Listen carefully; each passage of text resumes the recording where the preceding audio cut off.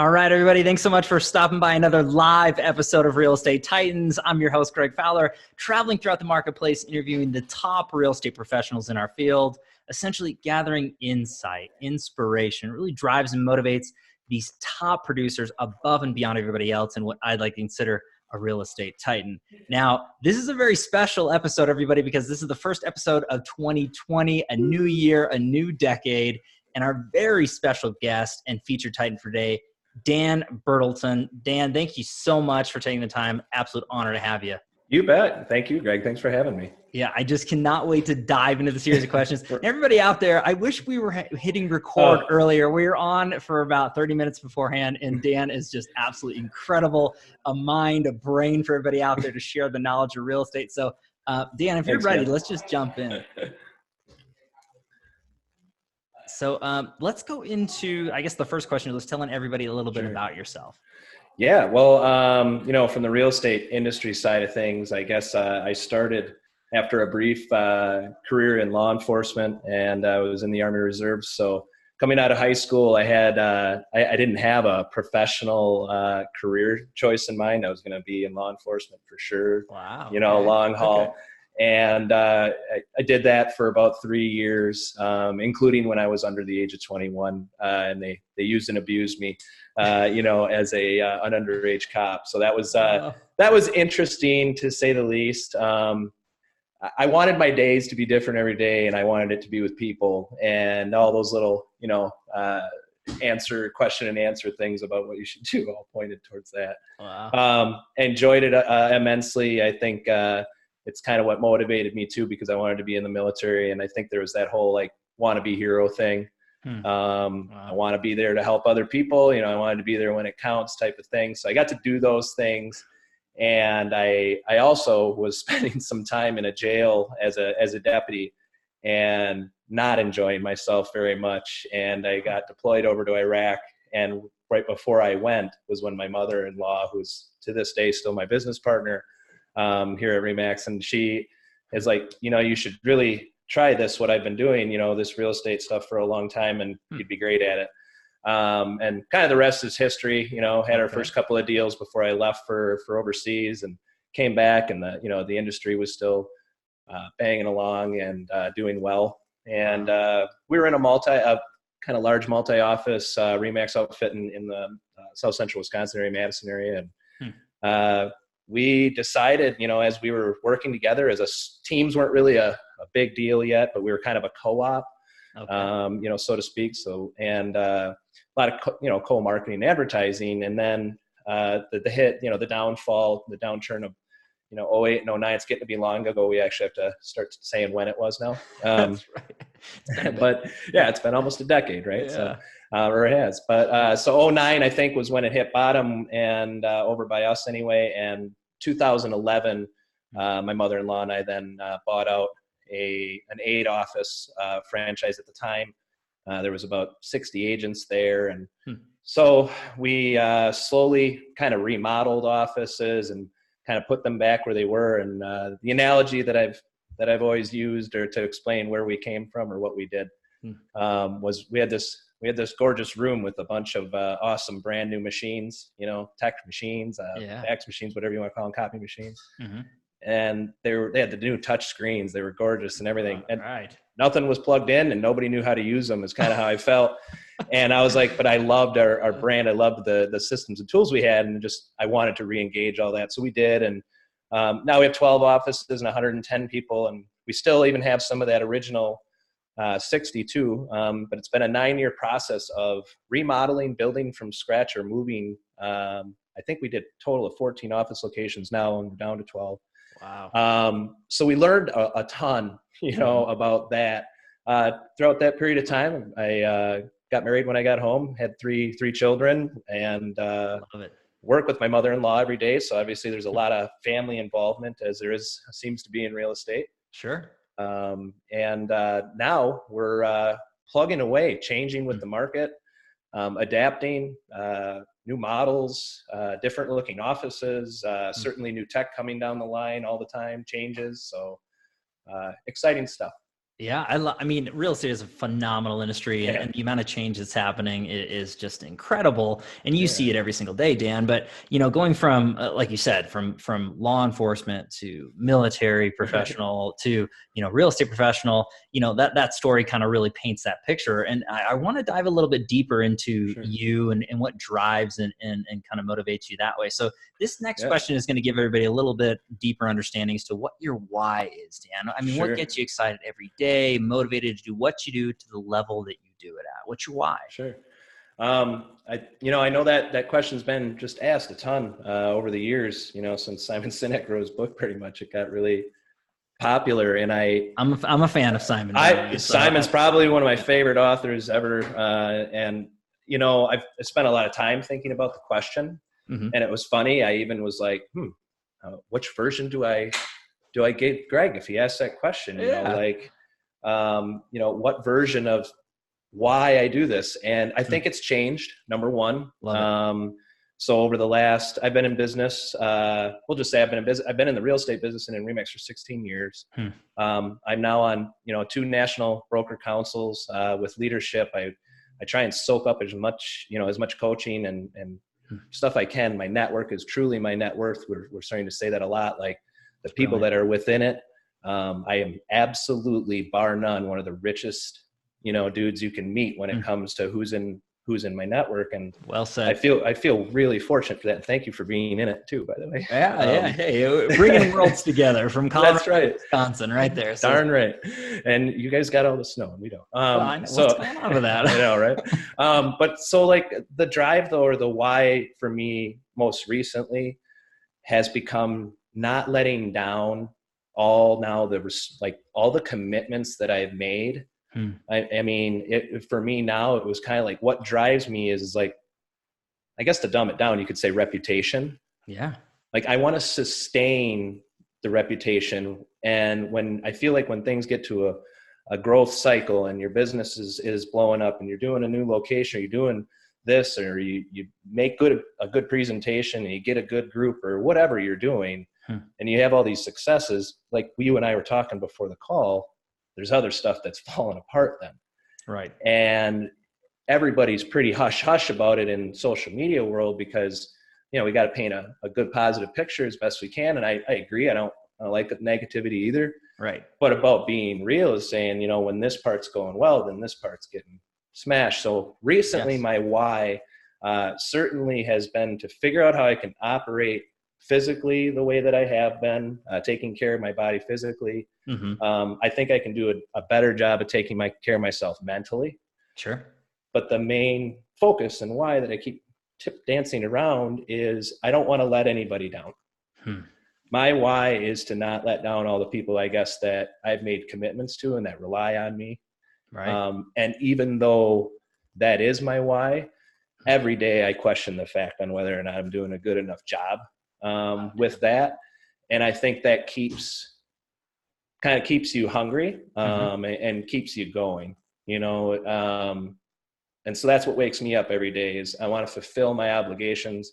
It's definitely something that my parents, I was blessed to be, first of all, born in this country, but born to 2 really great parents. One owned a business, one was a teacher. So I got, the right and left of world. I got the mix and stuff, but I also just got 2 caring people that were there.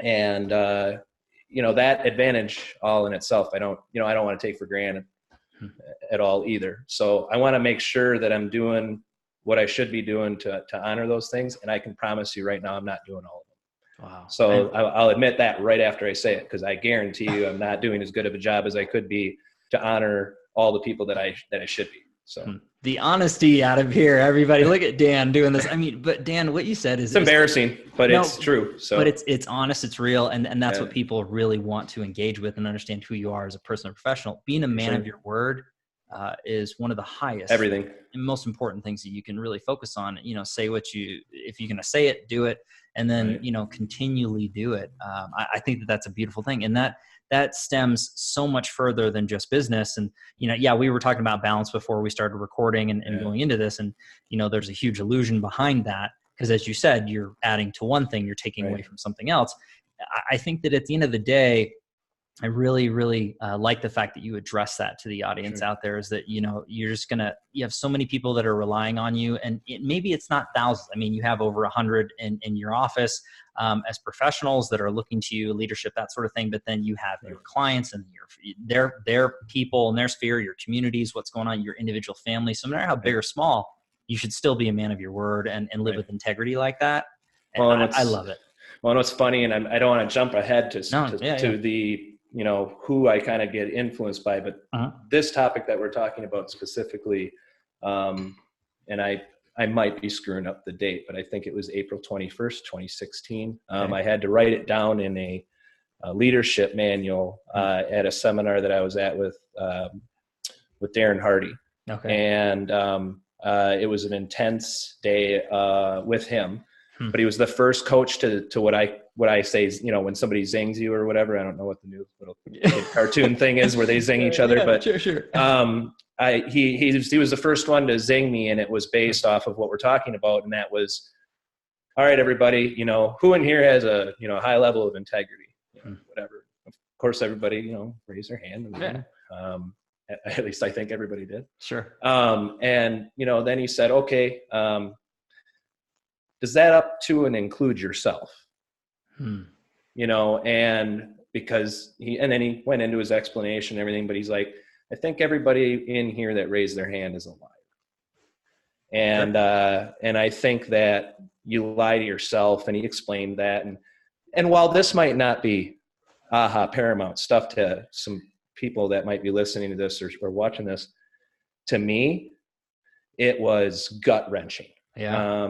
It completely twisted my stomach up. It was like, wow, you just called me a liar. And not only did he call me a liar, I can't argue with him. And I think that was a huge moment, where I was like, gosh, you're the first person to call you something, and you're like, wait, shoot, cause he's right. And then it happened again here recently by another coach named John Cheplak. Okay. And did it in a very similar way, but hit me in the other heartstring, which was courage. So I think I explained where my background was. I was, I'm a wannabe hero. If I can be there for somebody in that moment, or whatever. And then he said, why don't you switch these words out, that you don't have the courage to go home and tell your family that you don't have what it takes to do X because you promised yourself you would, and you don't do it. And so he bent my heart out of shape with the courage word, and he brought my little kids into it, and wow, twisted me up again and got me motivated, and it induces change. Yeah. And I know that kind of jumps ahead to a couple of people who've influenced me lately, but those are two huge things that come out of that, that topic or that word. So, but I think that on the topic of motivating and driving you and really pushing you forward, all those things that you're focusing on is being, showing integrity and honesty, but then courage through your life, and really to make as much impact in the community, to your family, your offices, your clients that are out there. So, I mean, this is great. I'm eating this up. Sure. Hopefully everybody's feeling this energy out here that Dan's putting out. Yeah, trying to. Well, and I mean, it's like lead by example, right? Like I guarantee there's not a stitch of knowledge that I could possibly regurgitate here that I haven't gotten or received from somebody else, within my network or from somebody else. I don't think I've been terribly innovative. Hold that thought there though, just for 2 seconds, Dan, because you had mentioned, sharing a stitch of knowledge and learning from so many people. And this is a perfect segue into the third question here, sure. which I really want to get into, because a lot of viewers, whether they're watching or listening to this, they want to learn from the Titans, how they've grown their business, sure. They've scaled. So if you could look back at your career thus far and pick or choose one or two things that you added to your business or implemented that took it from one level to the next. Sure. What's that look like for you? What advice would you give out there to the other professionals? Well, what's super cool is, again, people might be expecting some sort of answer where it's just, well, I did this. But what's even cooler is now I can say, I did this, it was wrong, and now it's this. And awesome. So, and I don't know if I have the second one in that same exact nature. Okay. But I will say that the first one, and this, I don't know if I can put a year on this one. Okay. But for me personally, it was deciding that things that I am not good at, I should no longer do or really, have any part of. And I think, I don't know about everybody in the real estate industry where they started or whatever, but most people started somewhere where they had tons of hats on. Yeah. Or they definitely, their responsibilities were spread out over a lot of roles. And I'm not simply just talking about leverage. I'm not simply talking about, oh, well, I finally decided to hire this person. I mean, that would be some pretty useless information, I feel like, to some top end people that are trying to, what did you do? I hired Gigi. Now, Gigi happens to be amazing, but, but I will say this. I stopped being too proud of my ability to create, my ability to be the source, my abilities, to like carry it. Right. And I literally did start leveraging what I already had. I love that. And I think I'll give a big shout out to Adam Contos. He's the CEO of our company. I love it. We have a leadership team both in Denver, right? Right down the street from you there. Yeah. I'm also a part of Remax Integra, which is a huge regional group with its own support pieces. Fiona Petrie is part of our major leadership there. Walter Schneider, the Schneider and Polzer family, getting to go to events and be with those people. And I also don't want this to boil down to, so the average of the 5 people you're around. Great advice there too. Yeah. It's no. What I am saying though is, out of that network, it was really important for me to find the people that could help me in my situation. And I had it to choose from. Wow. Integra, Ontario, I go up, Conrad Zerini, if you've ever heard that family's name, runs an amazing brokerage up there. Wow. Our region put on an event, throws it up there, says, come look at all these 6 different types of office spaces. This is how they did it. These are the plans. This is the big guy over here who did it all. Come on over here. I was a nobody. Wow. I mean, it's just a nobody. I have no idea what I'd have to pay to hobnob with some of the people that have now gotten me exactly to where I am. And I've been upfront with them, thank you for things that you've helped me with throughout. It doesn't matter, but again, that was the first piece, was going, I already have all this stuff here. I already have all these great local people, local resources or whatever. I think it was to sit down and make sure you are already getting everything that you're supposed to get before you worried about what you're not getting or what you need to get instead. Right. Maybe to sum that up, a better way to say it would be, find out where you are before you start complaining about where that is, or start planning about where you're going to go. Wow. Because I'm not so sure most, and I don't think we do all the time either for certain, but it's pretty hard to start talking and planning when you don't know where you are. You don't have a current business plan, or you don't have a current whatever. Right. So some of it too was just making sure to constantly be seeing people that are doing it right. And when I show up going, so where's the easy button then, guys? How can you help me? Can you give me this? Can you give me that? Well, sure we can, but it's not going to help you. Right. Here, you can have it. You can have our scripts. You can have this. You can have that. You can have it all. It's right there. It's not going to help you. But this is going to help you. Do what I did 5 years ago. Do what I did 6 years ago. Start building. Basically, start lifting weights. Start, eating correctly. And many years from now, your business can be right. So I think that was the first one. I love that. I think the second piece, it follows along with that, but then it's that next step then, right? Okay. Yeah. You knew where you were.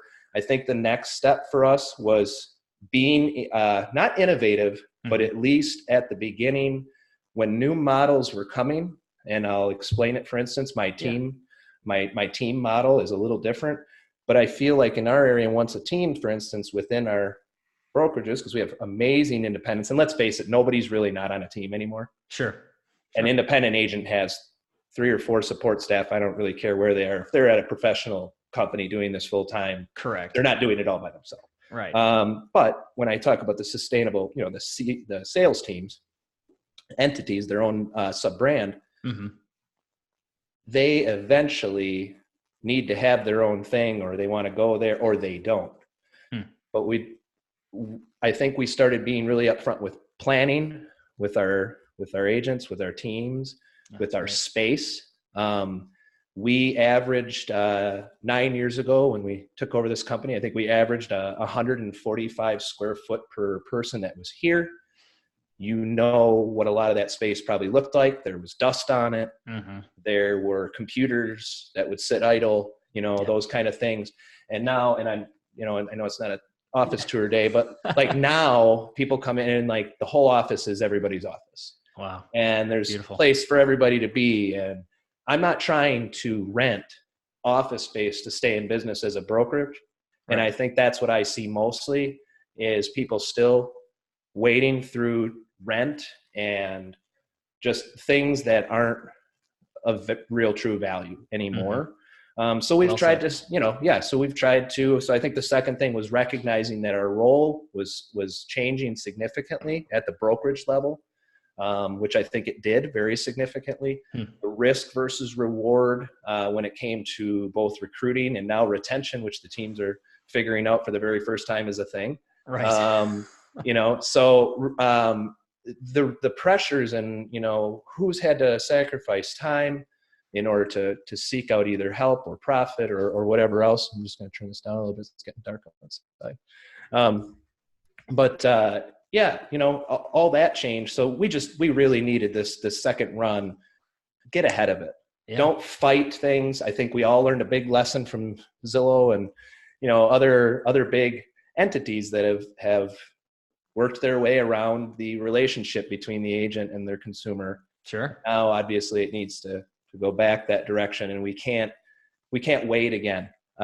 We need to listen and give people what they want and be proactive, be professional. And I think you and I talked about it. Mm-hmm. If we don't do all those things, because we know in real estate, at least the middle is going to erode a little. Sure. That you're probably gonna be a top end professional. You're gonna be full time. You're really gonna be doing it.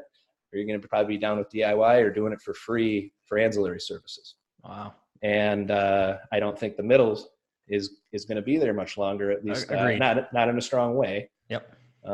So we want to stay ahead. Pick where you belong, or pick where you feel like you want to belong, and don't get comfy. Yeah. Well, I mean, there's a ton of information in there, Dan. I want to dissect it just a little bit before we move on. So going into the beginning portions, I really like the fact that you addressed, you need to know where you're at, what your strengths and weaknesses are, and then really where to start, and then start taking the action, not just gathering all the silver bullets, gathering every single piece of every puzzle that's 30 years down the road. You're not using that now, right? So prioritize and then start taking action, I think, is crucially important. Learning from, I don't want to say smarter, more seasoned, more people that are in depth, into what you're trying to accomplish, that have walked the talk, that have been there, I think is crucially important. So surrounding yourself with that. Into an additional note, talking about really, adjusting that as things go along. And it comes to me as everybody has a hypothesis or a thought process of what they're trying to do for their life and their business. Mm-hmm. What happens is you have to take it to market. You actually have to take that idea that you put all the steps in place and you've had all these conversations and taking the action, bringing it to market, to clients, and see what's going on. After you get the result, right? Then you have to take feedback and then start all over again. It's a vicious cycle. It's a vicious cycle, but I think too, it's fun because while all the change was going on, I certainly, when I was explaining all the office changes and whatever, well, the space changes were happening along with the comp changes, along with the services changes, along with everything else, right? Well, in any event, the teams then and kind of figured out where they were going to be or how they were going to maybe do, and some people maybe went off on their own over here, and now you see a lot of people maybe that went off into their small groups like, shoot, this is really expensive. Let's all get back together and we just won't call it a company. Right. Wow. Still company though. Right. And it's like, and it's like, oh, I didn't want partners, but you're doing it again. We didn't want bricks and mortar. Yeah, but you're renting a space. It's interesting with those changes. I don't know. Yeah, I know. But I love where you're going with that, though. There's so much, tangible information that's going through there. And you mentioned Adam. We've had Adam Contest on the show, and shout out to Adam if you're watching or listening. Yeah. Brilliant fellow Titan. And I just think that you said, not to say you're the 5 people, but you had mentioned that in a joking way. Oh yeah, it's so true in so many different forms or fashions. When you've had Kendall Bonner on, you've had you've had some of my, my great ultra homies, like my work family. And I know that can get used a lot by people, Sure, and it's sure. like kind of corny and stuff. But when you'll drop everything and go to somebody's funeral across the country, or, you're genuinely not feeling good about something that bad happened. I mean, come on, those are real relationships. Yep. And that's where I like to, like with what we're doing right now, I used to poo-poo it. And I have another story about my mother and her being a Clash of Clans leader, if we want to get into that later, and how it made me give a new appreciation for online relationships. But yes. Either way, like that is the network, those people that you listed off. Honestly, there's a lot of days where I just need that motivation.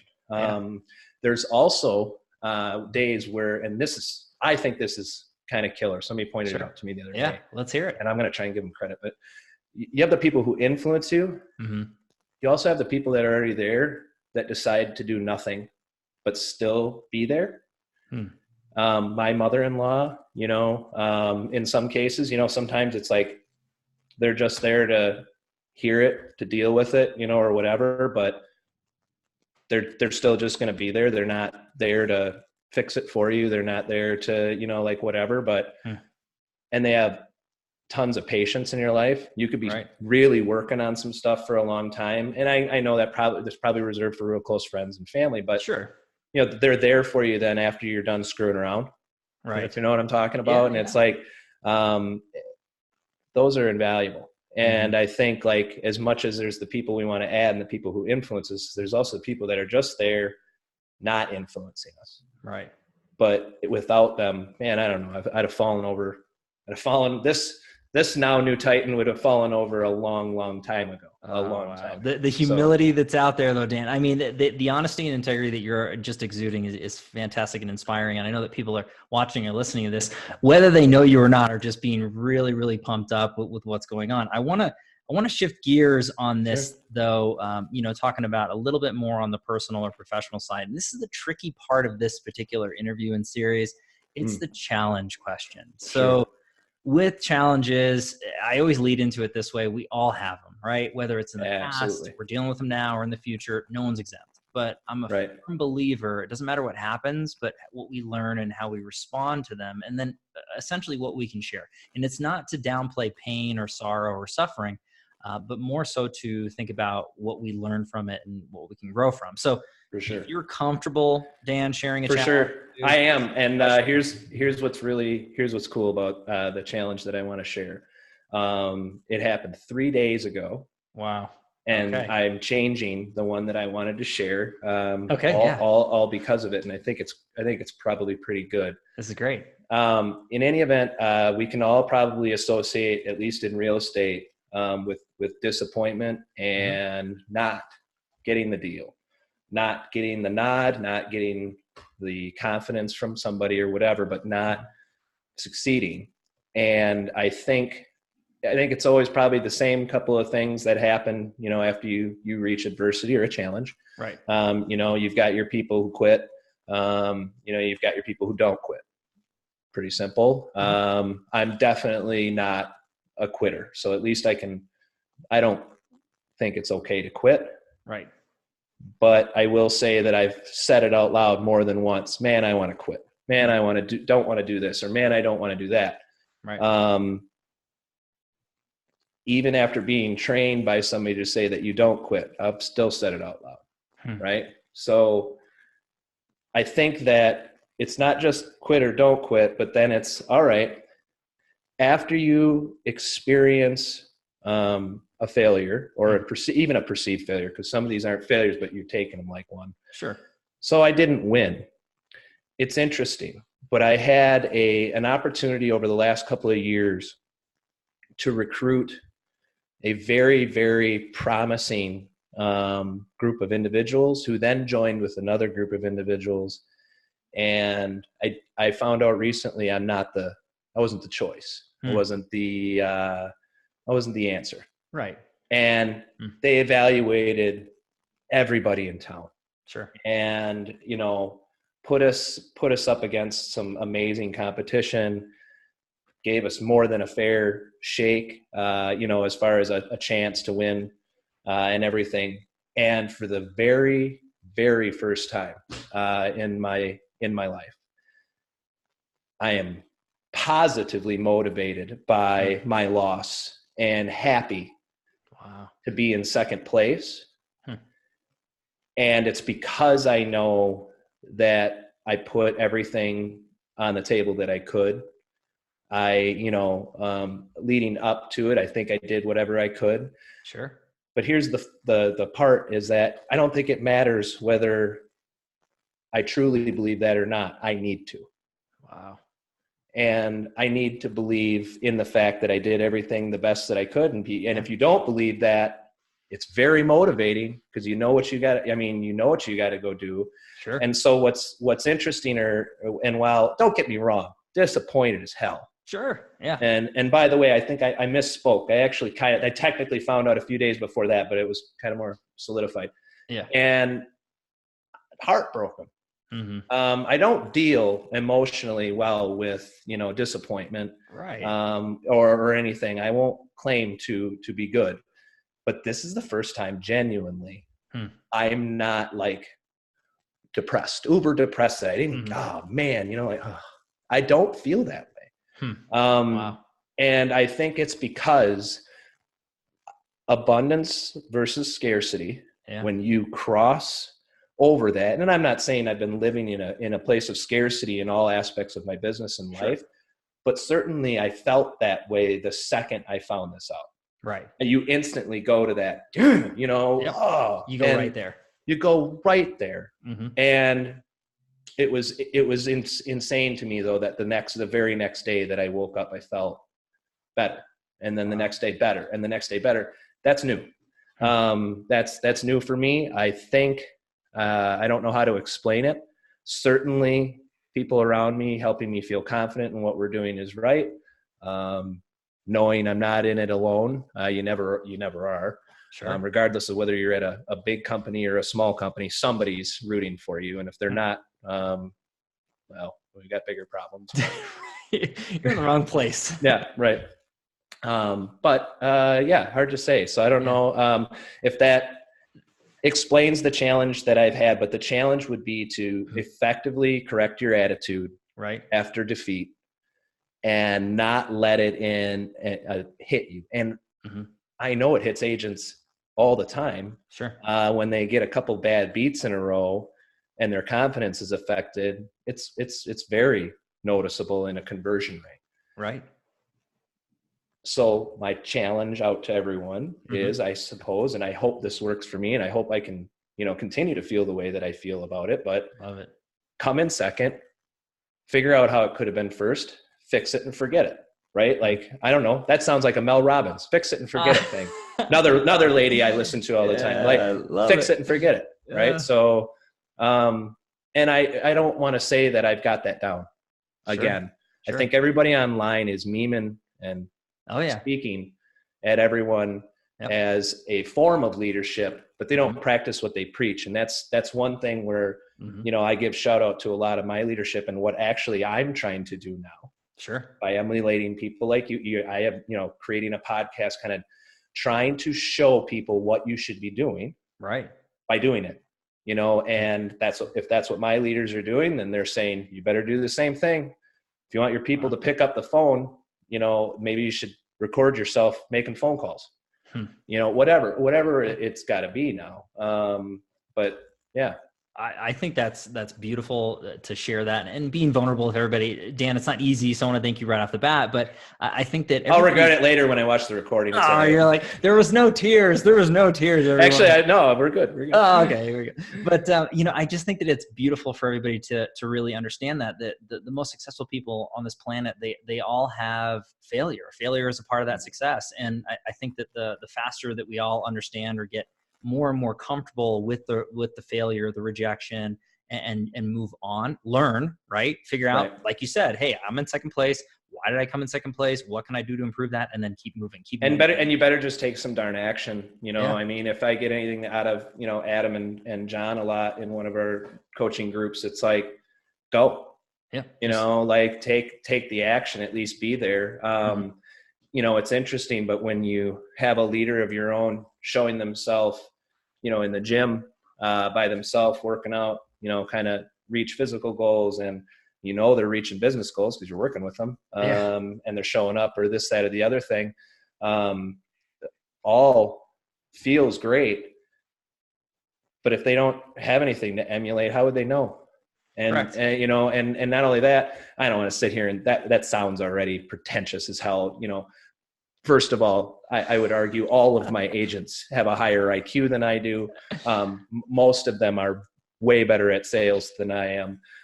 There's certainly a bunch of, attributes that a bunch of people have that I don't. You're a good man, Dan. But it is pretty obvious to see. I don't like watching my leadership, and coming from a military background, I got horrible marks on my NCOERs for not standing back and delegating. It's still something I struggle with to delegate, but I'm getting better and better at by watching others do it and how they do it, and the benefits that come along with it and whatever, right? Well, you can't tell somebody these things. You can't tell them that leveraging is going to help. You have to show them. Sure. And that's what's super cool is the motivating factor behind me coming in second place, because here's what I feel about it. And this hopefully translates to what everybody's in real estate right now is doing with their marketing, doing with their messaging. But like, I wanted to make an impact. I know I would have won if he could have experienced the differences.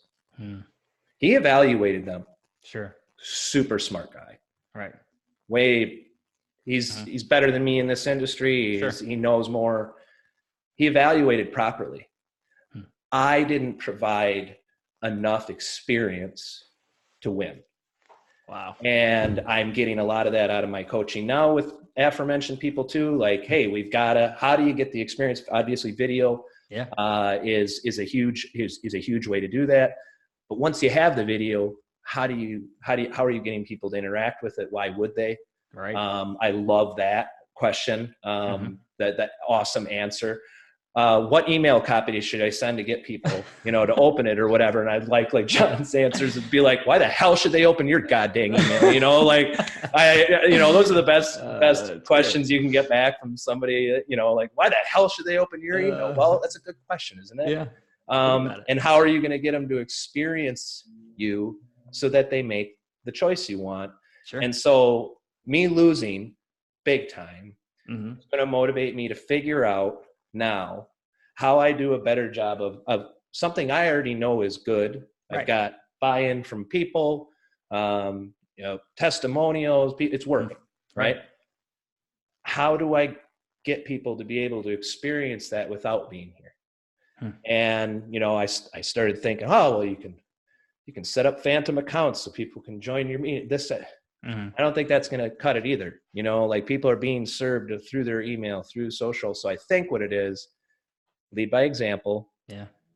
Get as many people as you can. I posted a video of our holiday party this year, not too long ago. It has like 4,000 or 5,000 more views than any other video we've ever posted. It's a lot of fun. Awesome. It's a lot of fun to watch, right? Yeah. And that is like the first thing where I'm like, that was all our holiday parties have been a blast the last 9 years that I can remember, the parts I can remember. But the video encapsulated it. Yeah. But that doesn't mean people want to watch it. That doesn't mean the people I want to have watch it want to watch it. Yeah. So that's the place I'm going to be playing in 2020 for sure is that gap. So I love it, Dan. This is huge, everybody. Hopefully you're taking major notes and really absorbing this, and pause it, rewind it, do whatever you need to. Reach out to this man. I'll have all of his contact info below. I want to go into my actual next favorite question into this particular. It's the travel back in time question, Dan. And this one, I really enjoy just because it brings me back in thought process. I'm a movie buff, that sort of thing. There is no time machine like Back to the Future, but if you could travel back in time and give your younger self a piece of advice or two, and now this will be any age range, any time frame, for any reason, what would you say to your younger self? So I almost changed this one a couple of times. The first one I would say is join the Air Force, not the Army. No, I was just joking. There was a joke running around for a long time where I was like, oh, I would have eaten better if I got, no. I love the Army dearly. Yeah. If I could go back when I was younger, I would definitely given myself the advice around the age of 15 or 16 years old, or somewhere in there, to not focus on any one thing that you wanted to go do with your life, because you aren't possibly going to be able to know yet. You're not old enough to know. Your attributes, while they might be measurable through testing and other things, you're just not even close to who you are yet. And I don't think the society that we're living in these days either is letting people figure out who they really are that early either. Yeah. So people are making huge life decisions. Now let me precursor that. Sure. I've been dating my wife since I was 16 years old. Okay. Don't regret that. I joined the Army. And I didn't stay in it for 30 years, but I very much don't regret that. Being law enforcement. Regret is I don't know who gets credit for the rocking chair one, but it's like sitting in a rocking chair. It gives you something to do, but it doesn't get you anywhere. And whoever said that to me years and years ago, it stuck. So thank you. Regret is a waste of time, but unfortunately it's still there a lot. Right.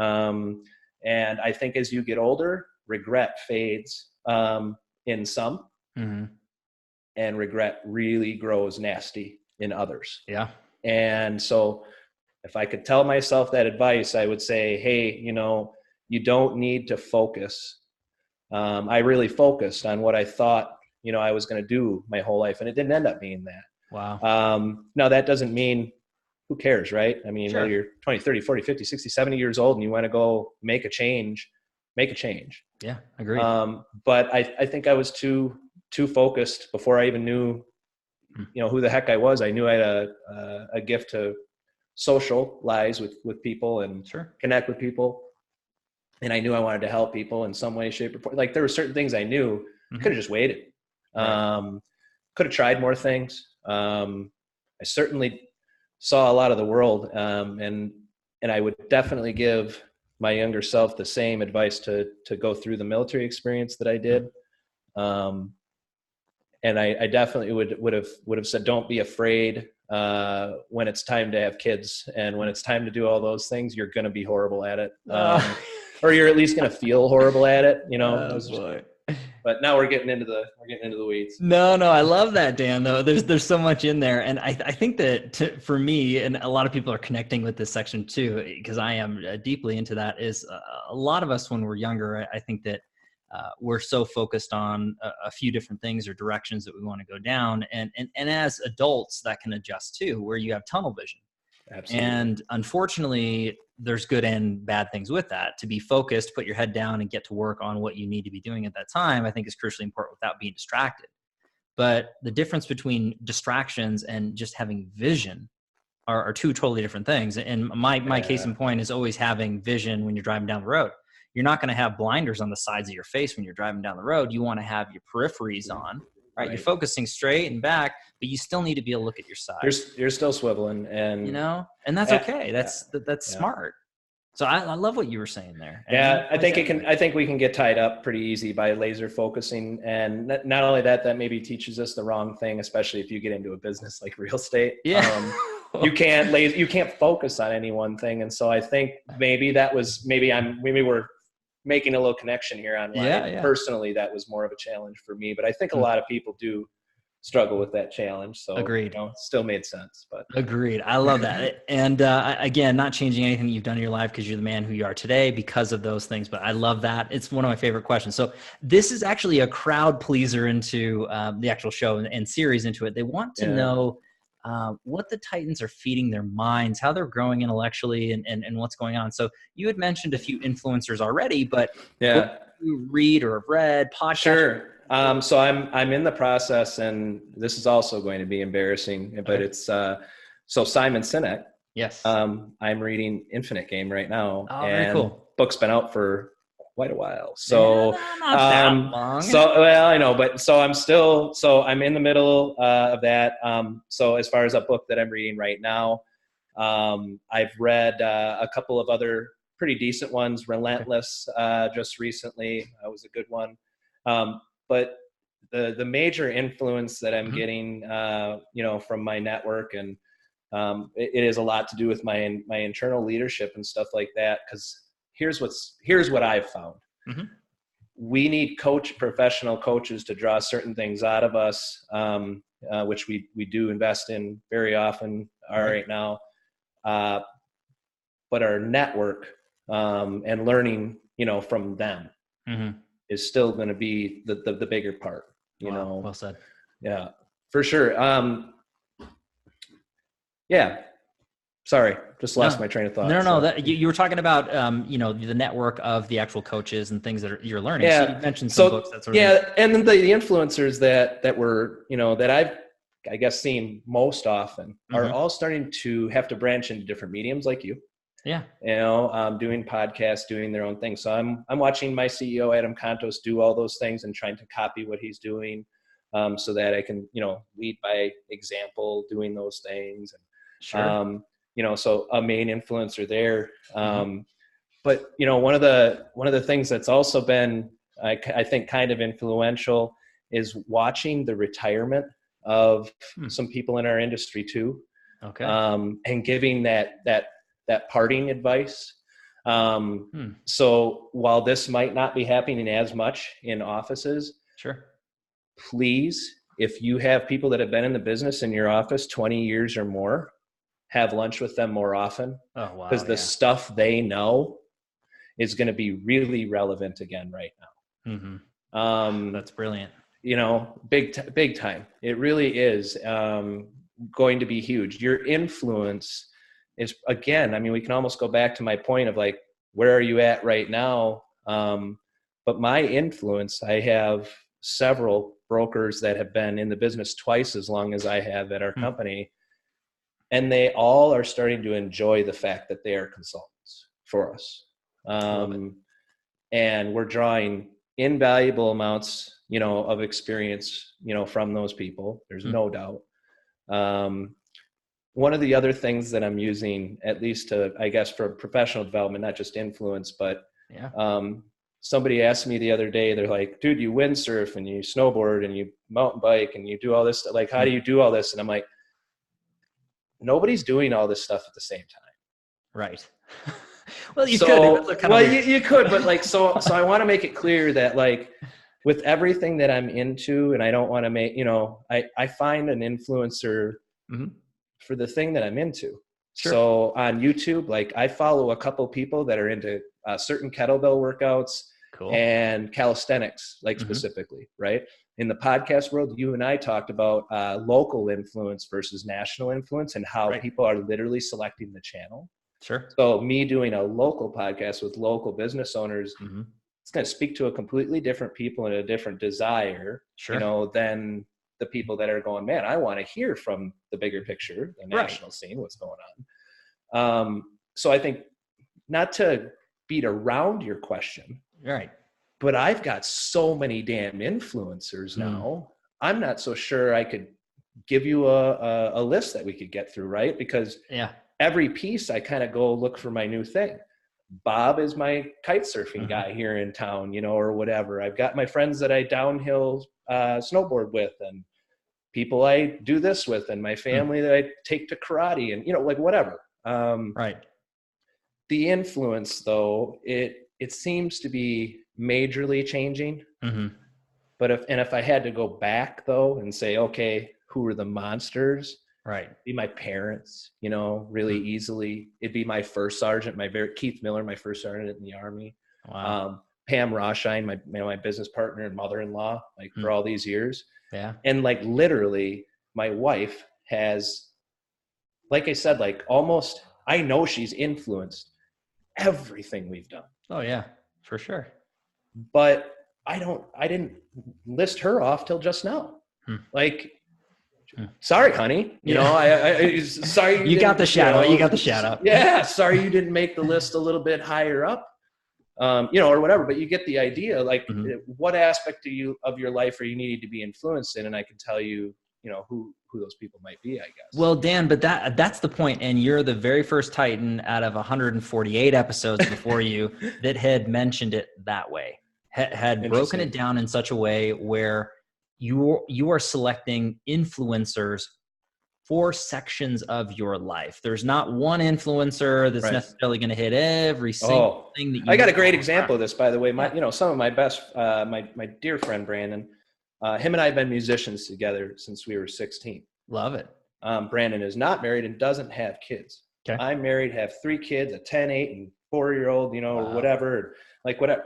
Our lifestyles are extremely different. Sure.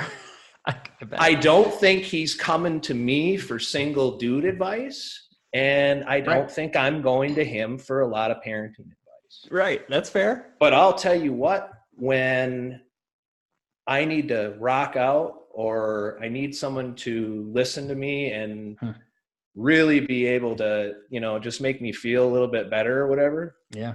He's my influencer, and some of my other best, I could go on and on. I think, But that's a beautiful example. Cool. That is a beautiful example, Dan. No one's ever said it that way on the show.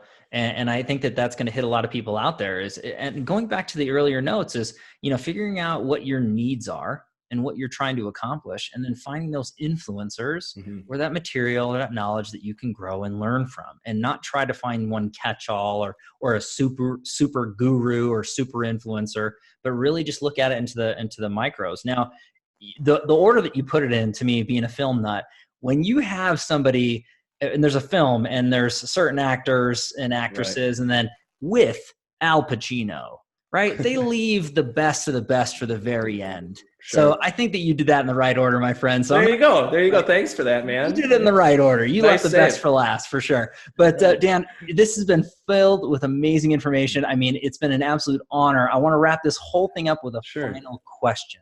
Now, this one ends up being a quote or mantra that sums you up as a man, as a professional. What's that look like for you?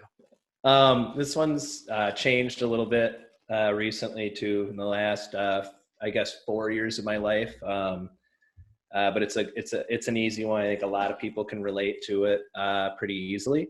But I, with my weight, my physical health, being physically fit and being an athlete and a soldier and some of those things, and then having the family time, or whatever for a period of time there, and then looking back at pictures and going, wow, holy cow, I gained a lot of weight and I didn't care about my health, and I was putting just poison into my body all day, every day. And just, I think that, waking up from that has been the greatest just journey. Wow.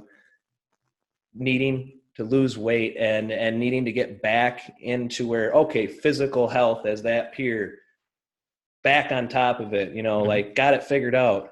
Oh crap. Just look at what we talked about at the beginning of the call. What else now? What's suffering? And certainly other things have suffered to get myself back physically in shape. But now, the advice I've been given is make sure you can go, Right. Well, shout out to Cheplak, like you gotta be able to go. And so the mantra I will leave everybody with, and it's very militaristic, but it is stay hard to kill. Love that. It's too tough. It's too tough for the business roles. And sometimes it's too tough for some people, or they look at it as, man, that sounds a little violent, or it's not even that. It's this is a tough world, and you can make it tougher on yourself, but you can certainly make yourself stronger and better every day, making you harder to kill, making you harder to get rid of, making it harder for others to get out of your way. Whatever it is to make you feel tougher and more self-confident. that thing. But that mantra to stay hard to kill, I think there's already a t-shirt line, unfortunately, that already has it, or a workout video app or something that already has it or something. But, it's an old military mantra, I'm sure, from back in the day or whatever, but stay hard to kill. Well, Dan, I think that sums you up beautifully. And for everybody out there in the real estate world and community that you made such a huge impact, please continue to stay hard to kill, my friend, because it's been an honor and a pleasure to hang out with you, this afternoon and really just go into this. So I want to officially say you're a real estate titan, my friend. And thank you, sir. Yeah, this has been awesome. And everybody out there, thank you so much, as always, for your time and attention, your love and support. If you like what we're doing here at the Real Estate Titans, please don't forget to like our Facebook page, subscribe to our YouTube channel, and have a listen on iTunes, Spotify, and Google Podcasts. We have some exclusive content on our Instagram, so go over and throw a like on that. But live every Tuesday and Friday afternoon, a different Titan, a different location. We'll catch everybody on the next live episode of Real Estate Titans. Take care.